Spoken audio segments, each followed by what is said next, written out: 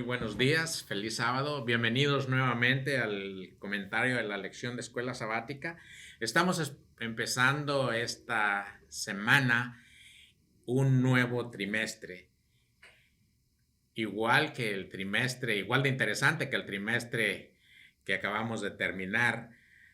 Y la lección para esta semana, o el comentario para esta semana, se titula ¿Qué ocurrió? Es una pregunta. ¿Qué ocurrió? ¿Dónde? Bueno, ahorita lo vamos a ver. Pero el verso para memorizar se encuentra en Génesis capítulo 1 y los versos 26 y 27, que dice de la siguiente manera. Entonces dijo Dios, hagamos al hombre a nuestra imagen, conforme a nuestra semejanza, y creó Dios al hombre a su imagen, a imagen de Dios lo creó, varón y hembra los creó. Oremos. Querido Padre, te damos muchas gracias por esta nueva oportunidad que tenemos de comentar tu santa palabra. Pero como lo hacemos siempre, no queremos abrir tu santa palabra sin la dirección de tu Espíritu Santo. Acompáñanos con él, pues te lo pedimos en Cristo Jesús. Amén y amén. En el relato bíblico de la creación encontramos que Dios, después de trabajar cada día, hacía una exclamación en cada uno de ellos que decía, era bueno, era bueno. El primer día lo que creó era bueno, el segundo día lo que creó era bueno, y así hasta el sexto día. Hasta el quinto día, pero el sexto día, después de que creó al hombre y de bendecirlo, exclamó una palabra un tanto diferente que decía, es bueno en gran manera.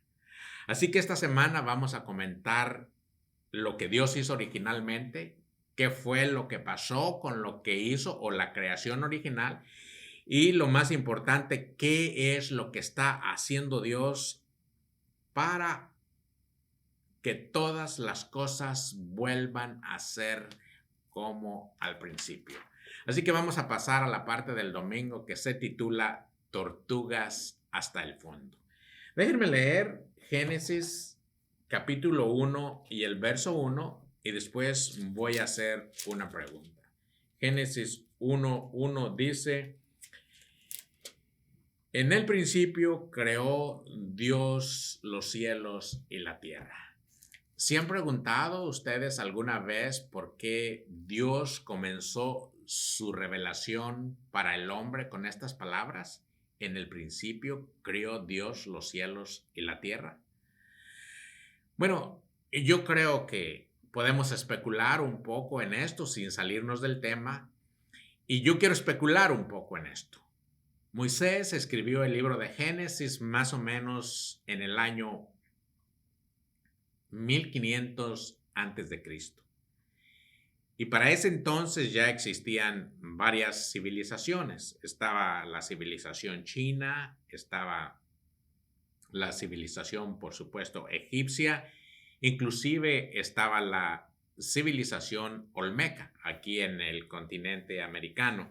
Y estaba también la civilización mesopotámica, de donde venía el patriarca Abraham. Entre otras civilizaciones que también existían en aquella época. Y la población yo creo que era muy pequeña en comparación con la población que hay ahora alrededor del mundo. Pero hay una pregunta que es muy común, pero que tiene mucha importancia. No importa si uno es creyente, no importa si es ateo, no importa si es pobre, no importa si es rico, no importa si es sabio o si es torpe. Siempre nos hacemos preguntas un tanto retóricas. Por ejemplo, ¿por qué estamos aquí? ¿Cómo llegamos aquí? ¿Y hacia dónde vamos? Ahora, lo importante de estas preguntas es su respuesta, porque la respuesta que le demos a estas preguntas va a determinar la manera en la que vivimos y actuemos mientras estemos aquí en la tierra. Si consideramos que Dios creó el cielo y la tierra, entonces nosotros nos vamos a comportar aquí de tal manera que podamos conocer que Dios tiene un plan para nosotros y ese plan es bueno. Pero si en cambio nosotros consideramos que somos producto de la evolución o que somos producto de la casualidad, pues entonces nuestra vida mientras estemos aquí en la tierra va a seguir esa misma pauta. Y me atrevo a decir que sería una vida muy miserable, no delante de los hombres, porque delante de los hombres la vida podría ser inclusive muy rica, pero delante de Dios podría ser una vida miserable. Y Dios, nuestro Dios que nos ama tanto, no se conformó con dejarnos este escrito 1500 años antes de Cristo. No, no, no. Dios quiso recordarnos a través de toda la historia de su palabra estas mismas frases, por supuesto, dichas por otros personajes, pero inspiradas por Dios. Por ejemplo, el rey David en el Salmo número 100 y el verso 3 dice lo siguiente: reconoced que Jehová es Dios, Él nos hizo y no nosotros a nosotros mismos. Pueblo suyo somos y ovejas de su prado. Y más adelante, años más adelante, entonces el doctor Lucas en el libro de los Hechos vuelve a decir algo similar. Hechos 17:26 dice: y de una sangre ha hecho todo el linaje de los hombres, para que habiten sobre toda la faz de la tierra, y les ha prefijado el orden de los tiempos y los límites que habiten. Luego, unos pocos años más adelante, también el apóstol Pablo en Efesios 3 y en el verso número 9 nos vuelve a decir algo similar. Dice: y de aclarar a todos cuál sea la disposición del misterio escondido desde los siglos en Dios que creó todas las cosas. Estos versos que acabo de leer, en estos versos, mejor dicho, que acabo de leer, Dios no intenta justificar o explicar que Él es el creador. Él simplemente lo expresa. Y yo creo que lo hace con un propósito para que nosotros podamos ejercitar una de las facultades con las cuales Dios nos creó, que es la fe. Bueno, vamos a continuar ahora haciendo un breve comentario de la parte del lunes que dice: a imagen del Creador. Déjenme leer otra vez lo que leímos en el verso para memorizar que se encuentra en Génesis 1, 27 y 28, pero solamente voy a leer el 27 que dice: y creó Dios al hombre, a imagen de Dios lo creó, varón y hembra los creó. Ahora, ¿qué significa a imagen de Dios? Bueno, Patriarcas y Profetas en la página número 25 nos dice que el hombre había de llevar la imagen de Dios tanto en la semejanza exterior como en el carácter.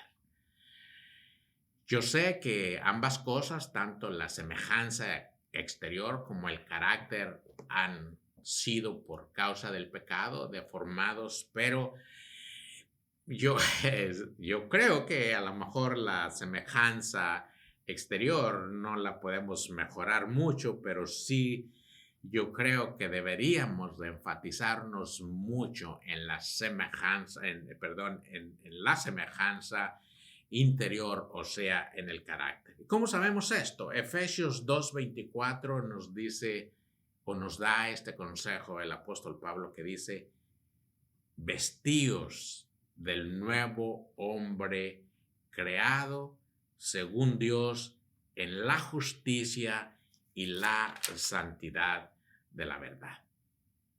Yo creo que mientras estemos aquí en la tierra, nuestro mayor esfuerzo sería vestirnos del nuevo hombre creado según Dios en la justicia, la santidad y la verdad. Ahora, en esta misma parte del lunes hay una pregunta que me parece también muy crucial o muy importante. ¿Creó Dios a alguien más a su imagen, aparte de la humanidad? Pues claramente leyendo el libro de Génesis nos vamos a dar cuenta que no. Génesis 1:26 dice de la siguiente manera: entonces dijo Dios, hagamos al hombre a nuestra imagen, conforme a nuestra semejanza, y señoré en los peces de la mar y en las aves de los cielos y en las bestias y en toda la tierra y en todo animal que se arrastra sobre la tierra. Con esto nos damos cuenta, por una simple razón, que no hay nada más que Dios haya creado a su imagen que no sea el hombre. ¿Por qué? Porque en el verso que acabo de mencionar dice que en la creación del hombre hubo una conferencia divina entre los miembros de la Trinidad antes de crearlo, algo que no se ve o no se lee en ningún otro de los demás pasos de la creación. Hay otra pregunta también muy importante en esta parte del lunes que dice: ¿qué más se puede encontrar en el relato de la creación de la humanidad que distingue a la raza humana de cualquier otra creación divina? Bueno, si leemos con cuidado, fácilmente nos vamos a dar cuenta que la creación fue creada, válgase la redundancia, al sonido de la voz de Dios. Pero cuando se trató del ser humano, entonces Dios se dignó en usar sus manos y dar su aliento de vida en nosotros. Génesis 2, voy a leer un par de versos. Génesis 2:7 dice: entonces Jehová Dios formó al hombre del polvo de la tierra y sopló en su nariz aliento de vida, y el hombre fue un ser viviente. Allí nos damos cuenta que Dios usó sus propias manos, y una vez que nos diseñó con sus propias manos, entonces puso aliento de vida en nuestra nariz. Pero no solamente eso, miren lo que dice en el verso número 21. Entonces Jehová Dios hizo caer en un sueño profundo a Adán, y mientras éste dormía, tomó una de sus costillas y cerró la carne en su lugar. Y de la costilla que Jehová Dios tomó del hombre, hizo una mujer y la trajo al hombre. Quiere decir que Dios se tomó la delicadeza de formarnos con sus propias manos y luego darnos su aliento de vida. Déjenme rescatar un poco esta parte que se encuentra en el último verso del capítulo 1, que dice: y vio Dios que todo lo que había hecho era bueno en gran manera, y fue la tarde y la mañana el día sexto. Ahora, cuando Dios, esto es muy importante, cuando Dios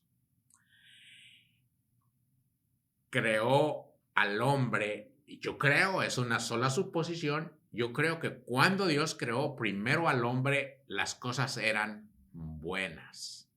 ¿Por qué digo esto? Porque en el verso 18 dice: no es bueno que el hombre esté solo, así que le voy a hacer una ayuda idónea. Es decir, Dios exclama las palabras que era bueno en gran manera solamente cuando Dios había ya creado a Adán y a Eva. ¿Por qué quiero resaltar esta parte? Es muy importante porque con esto Dios está apuntando a la base del matrimonio, que es proveer una compañera para continuar la raza, para ayudarse mutuamente a producir lo mejor. Estas palabras de ayuda idónea se refiere a una ayudante, no es eso es lo que es una esposa para uno. una ayuda idónea, una persona que satisfaga las necesidades y esté en compañía, que no se encontró nada de esto en la demás parte de la creación de Dios. Y esta parte es muy importante. Y solamente lo voy a decir y ustedes se pueden imaginar lo siguiente. Con esto Dios mostró así el abismo de separación que existe entre las criaturas creadas y el ser humano que Él mismo creó con sus propias manos. Es decir, hay una grande, muy grande separación, una separación abismal entre lo que creó Dios con su propia voz y lo que creó Dios con sus manos y luego le dio aliento de vida. Pasemos ahora a la parte del martes que se titula Dios y la humanidad juntos. Las primeras palabras de Génesis 1:28 le dan, déjenme leerlo, 1:28 dice, y los bendijo Dios y les dijo, fructificad y multiplicad, llenad la tierra y sojuzgadla, y señoread en los peces de la mar y en las aves de los cielos y en todas las bestias que se mueven en la tierra. Esto señala la capacidad para poder procrear y reproducirse. También les dice que la colmen, que la gobiernen y que la dominen. En otras palabras, le está diciendo que interactúen con la naturaleza, que disfruten de sus alimentos que la naturaleza les proporcionaba. ¿Qué lección importante podemos sacar de aquí? Bueno, pues que, muy importante, me parece muy importante, que Dios es el creador y que en esta tierra Dios puso a nuestros primeros partes como los mayordomos. Pero esta parte es muy interesante porque Dios le dio al hombre el dominio sobre toda la tierra que Dios había creado, que era la más alta posición que Dios podía darle a un ser de su creación. Pero hay algo más. Hay algo más importante aquí que quisiera resaltar. La primera parte del verso 28 dice que los bendijo. ¿Qué quiere decir que los bendijo? Bueno, si pudiéramos buscar en un diccionario, inclusive en un diccionario común y corriente, el significado de la palabra bendición, vamos a encontrar que dice que bendecir significa colmar a una persona de bienes para que le vaya bien. Y aún después del pecado, yo creo que Dios tiene el deseo de que nosotros seamos colmados también de muchas bendiciones.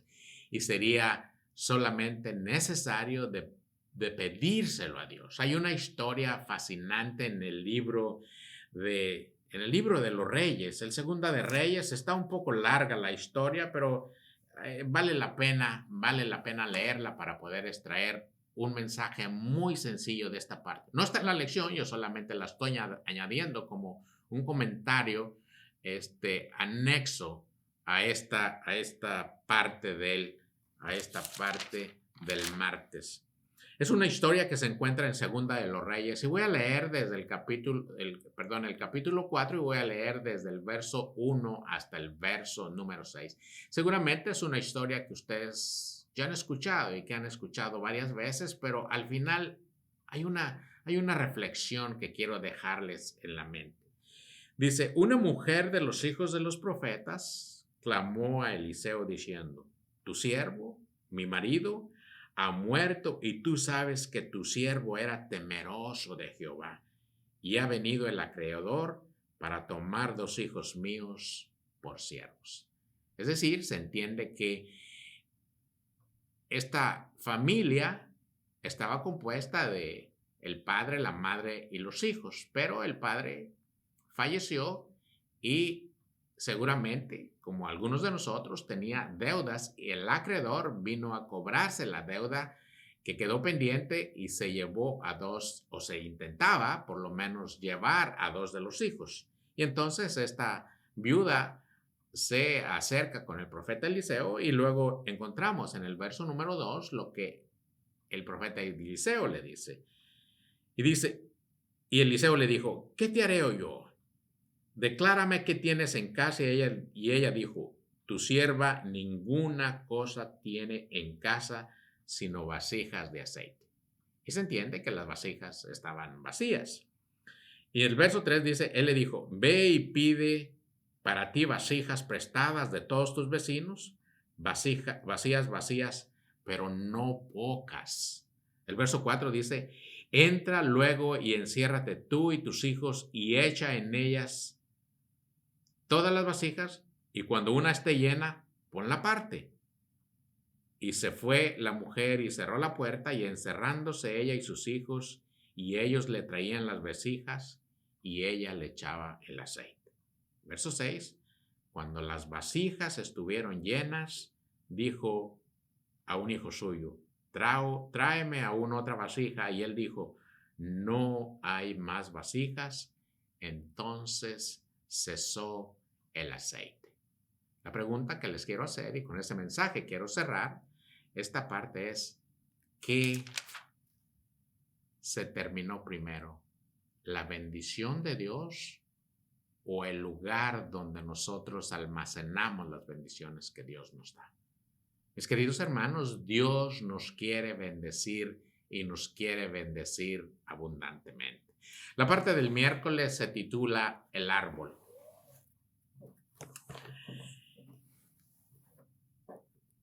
Y mandó, Génesis capítulo 2, versos 16 y 17. Dice lo siguiente, y mandó Jehová Dios al hombre diciendo, de todo árbol del huerto podrás comer, mas del árbol de la ciencia del bien y del mal no comerás, porque del día que de él comieres, ciertamente morirás. Hay una pregunta aquí un poco hasta irreverente. ¿Para qué Dios querría poner un árbol en medio del huerto? ¿Por qué si los había creado perfectos no los dejó que siguieran en su perfección? Pues yo creo que el árbol fue puesto ahí para que ejercitasen las facultades con las cuales Dios los había creado. Y una de las facultades más hermosas con las cuales Dios nos creó es el libre albedrío. Había el hombre sido creado perfecto, por supuesto, nunca había pecado, pero tenía la capacidad para pecar si él así lo deseaba. Dios hizo, es muy importante, Dios hizo a Adán un rey con un dominio sobre sí mismo y con un dominio sobre los animales. Pero un gobernante puede regir solamente a otros si se puede gobernar a sí mismo. De modo que fue permitido que fuesen probados. ¿Por qué? Porque Dios, que nos creó con todo su amor, quiere que nosotros le amemos, pero que le amemos y le obedezcamos libremente, por nuestra propia decisión, porque nosotros así lo hemos decidido. Nunca, jamás Dios dejó solo a Adán y a Eva. Nunca. Déjenme leer lo que dice el párrafo número 35 que se encuentra en este libro de Patriarcas y Profetas, página número 35, para que veamos la capacidad que tenía Dios de venir en auxilio de nuestros primeros padres si estos lo hubieran pedido. Dice, página 35, voy a leer solamente un párrafo, dice, los ángeles amonestaron a Adán y a Eva que estuviesen en guardia contra las argucias de Satanás, porque sus esfuerzos por tentarlos, por tenderles, perdón, perdón, déjenme comenzar otra vez. Los ángeles amonestaron a Adán y a Eva a que estuviesen en guardia contra las argucias de Satanás, porque sus esfuerzos por tenderles una celada serían infatigables. Mientras fuesen obedientes a Dios, el maligno no podría perjudicarlos, pues si fuese necesario, todos los ángeles del cielo, todos los ángeles del cielo serían enviados en su ayuda. Si ellos rechazaban firmemente sus primeras insinuaciones, estarían tan seguros como los mensajeros celestiales.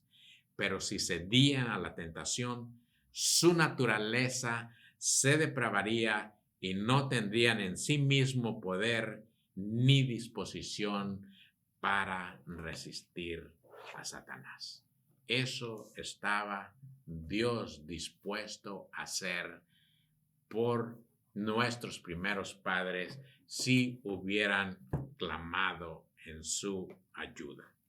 Y yo creo que las cosas no han cambiado mucho.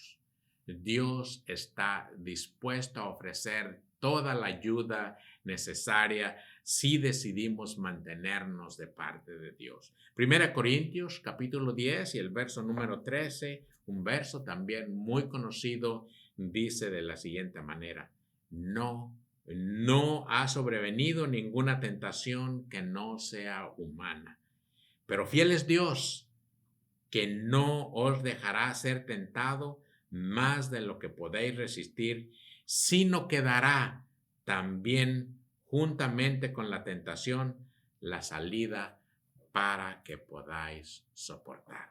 Así que en momentos difíciles, en momentos de tentación, en momentos de decisiones que tengamos nosotros que hacer, tenemos el ofrecimiento de Dios de acudir en ayuda nuestra. Finalmente, para cerrar el comentario de esta lección, pasemos a la parte del jueves que se dice el fin, o que se titula, el fin de la relación.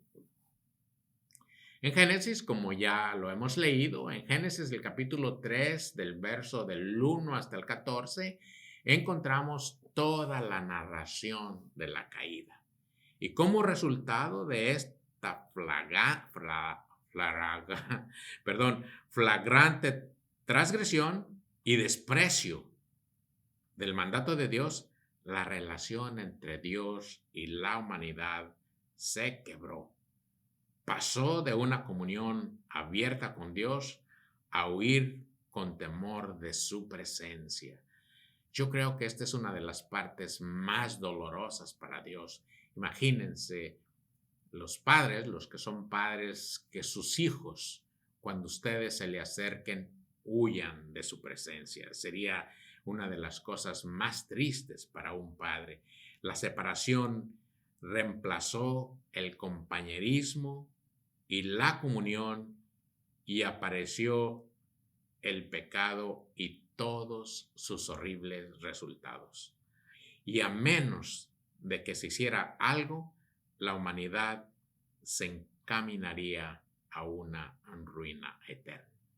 Pero gracias a Dios que en el siguiente verso, en el número 15, Dios nos da una grande esperanza. Verso número 15 dice, hablando con la serpiente, dice: y pondré enemistad entre ti y la mujer, entre tu simiente y la simiente suya. Esta te herirá en la cabeza y tú le herirás en el calcañar.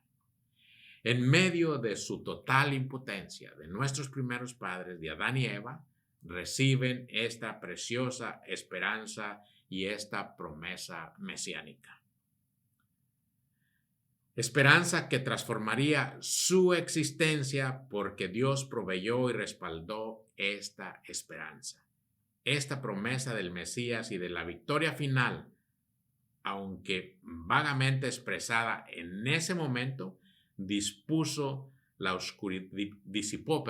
oscuridad en la que el pecado había sido situado. Para cerrar esta parte, déjenme terminar con un pasaje que se encuentra en el mismo libro que acabo de mencionar, Patriarcas y Profetas, pero ahora en la página número 56. Dice de la siguiente manera: el universo entero se maravilló al ver que Cristo debía de humillarse a sí mismo para salvar al hombre caído. El hecho de que aquel que había pasado de una estrella a otra, de un mundo a otro, dirigiéndolo todo, satisfaciendo mediante su providencia las necesidades de todo el orden de seres de su enorme creación, consintiese en dejar su gloria para tomar sobre sí la naturaleza humana. Era un misterio que toda la inmaculada inteligencia de los otros mundos deseaban entender. Jamás vamos a poder entender el misterio de la piedad. ¿Por qué Dios, un Dios perfecto, un Dios creador, tuvo que humillarse, dar su vida para que nosotros finalmente pudiésemos ser salvos? Finalmente se había decidido la gran contienda que tanto había durado en este mundo, y Cristo finalmente fue el vencedor. Mis queridos hermanos, no estamos solos. Para contestar solamente la última de las preguntas que hice al principio: ¿qué es lo que Dios está haciendo para traer de nuevo este mundo perfecto, o traer este mundo perfecto de regreso? Mis queridos hermanos, Dios ya murió por nosotros. Dios nos brindó la esperanza de que nosotros podamos ser participantes de su nueva recreación, y la decisión está en nosotros. Así que todo lo que había que hacer por eso ya fue hecho. La decisión está en cada uno de nosotros. Que Dios nos bendiga en el resto de este trimestre. Yo sé que algunas iglesias están abiertas o están a punto de abrir para tener el servicio, pero ahora presencial. Por supuesto, con un cupo limitado y con todo el protocolo de seguridad. Si Dios no dispone de otra cosa, nosotros estaremos abriendo esta iglesia con clases presenciales. Esperamos que no haya una segunda o tercera oleada y que podamos finalmente reunirnos y adorar a Dios en comunión con nuestros hermanos. Mientras esto sucede, estaremos viéndonos a través de esta misma plataforma para seguir comentando la palabra de nuestro Dios. Que el Señor nos bendiga. Será hasta la próxima clase. Adiós y adiós.